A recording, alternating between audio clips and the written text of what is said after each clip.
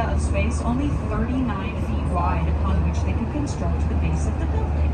The base only uses 20% of the site. It's like a Barbie doll shoulders to waist ratio. Physically impossible, and yet, how does this building stand upright? It is supported by a series of 16 structural support beams called caissons. Caissons are giant steel and concrete beams. In this case, they are 12 feet in diameter. They run from the bedrock, which here in this spot is 160 feet below ground, all the way up to the very, very top of the building. Everything else just hangs off that center spine. Chicago was built on a swamp. We have to dig very far into the earth to reach the bedrock. Here it is 160 feet down. Next on the right is the Boeing Headquarters.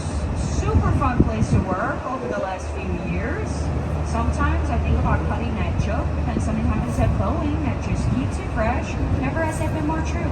About 6 weeks ago, Boeing announced they're leaving Chicago. They're moving out of this building. No more jokes for me. They're headed to Washington, D.C. That's okay. This building was not constructed for Boeing. It was constructed to be the headquarters for the Morton Salt Company. Morton has since moved over into the Hot Pocket Ship Riverside building, and Boeing moved in here from Seattle. However, as you come out from under this bridge, you can take a look off the very, very top of the Boeing building, and you will see a panel of 6 giant holes opening that rooftop up to the sky.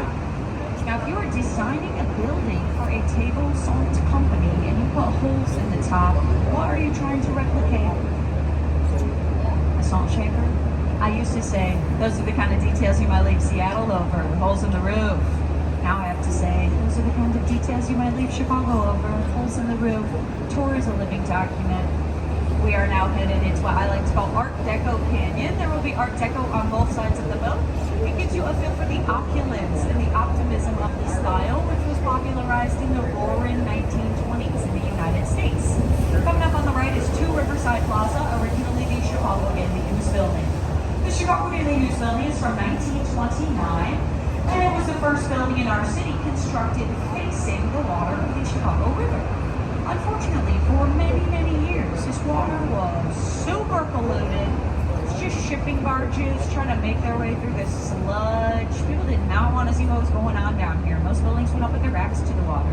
The architects here, they were like, hey, maybe one day they're going to clean that water up. Maybe we're going to want to watch the boats go by.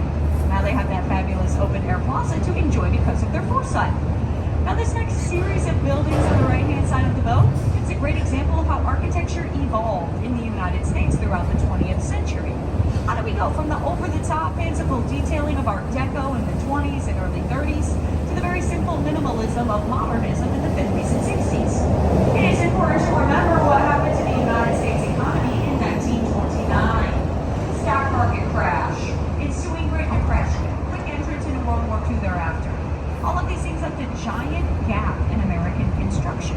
Put up almost no commercial office buildings from about 1934 until about 1957. When they finally did return to construction, the designers have totally different priorities than their predecessors. These are children of the Great Depression. They're thrifty and frugal. They're not concerned with bas reliefs depicting Benjamin Franklin the way the Art Deco guys were. They want to get these buildings up quickly and cost effectively so we can focus on the business that would take place inside. These twin black box buildings on our right, this is Gateway Center 1 and 2 from 1965 and 67. As we moved into the 1970s, things loosened up a little bit. Instead of just designing black box buildings, we started to design gray box buildings, brown box buildings, white box buildings, like Gateway Center 3 from 1971, white box buildings, gray box buildings. These represent a style called international style. International style is super easy to remember. You could pick that building up and put it anywhere in the world at that time and it would still make sense. Not in conversation with its location whatsoever. It wasn't until the 80s and 90s that we started to see those really creative styles emerge again, like the wacky and whimsical postmodernism, or the site-specific contextualism, like Gateway Center number 4, which is the curving green glass building coming up on our right. That curve mimics the curve of the Chicago River below, and there is a pinched facade to the green glass windows. It creates a rippled reflection, makes it look as though we just pulled that building up from the bottom of the water. It is from 1983.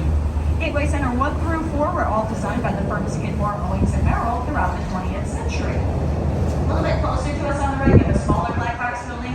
This one has big X's on its side. This is the former Chicago Commodities Exchange.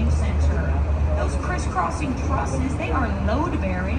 They put the entire weight of the structure on its outside skeleton. This means you don't have to leave any space inside for big structural support pillars. This design style is perfect for something where you want to have a big open space inside, like a commodities trading floor.